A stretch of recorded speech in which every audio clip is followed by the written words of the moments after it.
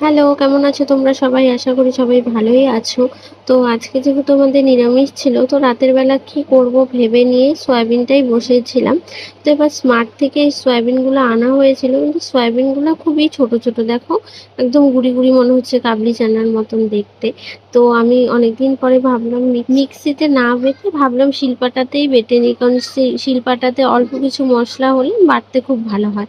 তো এখানে জিরে, আদা, আমি লঙ্কা বেটে নেব। মিক্সিতে খুব একটা এত কম মসলায় বাটাটা মানে ভালো হয় না। তো ভাবলাম শিলপাটাটাও আছে কবে থেকে পড়ে, তো এটাতেই করি। এখন তো আর শিলপাটার ব্যবহার হয় না সেরকম। তো এটাতে ভাবতে ভাবতে তো আমি এখানে জিরেটা ভেজানো ছিল, হাত দিয়ে আর হচ্ছিল না। তো চায়ের ছাঁকনিটা নিয়ে নিলাম। এটা এখন আমি মোটামুটিভাবে ভেবে নেব। অত মানে মিহি পেস্ট করতে হবে এরকম ব্যাপার নেই। মানে মোটামুটি একটু বেটে নেব তাহলেই হবে।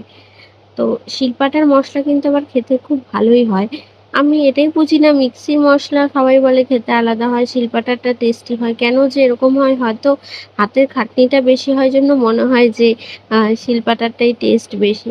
যাই হোক, এই শিলপাটার মসলাটাই আসলেই টেস্টটা বেশি হয়। তো আমি এটা মোটামুটি একটু ভালোভাবে বেটে নেব। তো আরেকবারও একটু বেটে নেব যাতে একটু মিহি হয়ে যায়। তো এমন করতে, করতে আমার বাটাটাও হয়ে গিয়েছে, ওদিকে আমার সয়াবিন ভাজাটাও হয়ে গিয়েছে প্রায়। তো এখন আমি কোয়াশ আলুটা বসিয়ে দিয়েছি এখানে ভাজার জন্য, চিড়ে আর তেজপাতা ফোড়ন দিয়ে। মেনলি আলু দিয়ে করা হয়, তো আমাদের বাড়িতে তো একজন আলু খায় না, তো সে কারণে একটু কোয়াশ দিলাম তাকে, তাহলে কোয়াশটা দেওয়া যাবে। এখানে আমি সব মশলা একসাথে মিক্স করে নিয়েছি।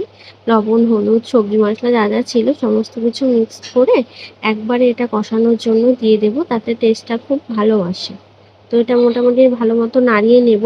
তো আমার ভিডিও যদি তোমাদের ভালো লেগে থাকে অবশ্যই চ্যানেলটাকে সাবস্ক্রাইব করে দেবে, ভিডিওটাকে লাইক করে দেবে, আর পারলে একটু শেয়ারও করে দিও। আমাকে কমেন্ট করেও জানাবে কেমন লাগে আমার ভিডিও। তো এরকম কথা বলতে বলতে তোমাদের সাথে দেখো মশলাটা প্রায় কষানো হয়ে গিয়েছে।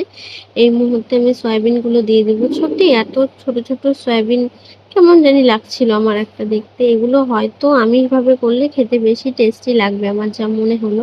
এর আগেও এত ছোট ছোট সয়াবিন খাওয়া হয়েছিল, বাট এটা একটু বেশিই ছোট। যাই হোক, এরকম করতে করতে আমি হালকা একটু জল দিয়ে দিলাম, নাহলে মশলাগুলো পুড়ে যাবে।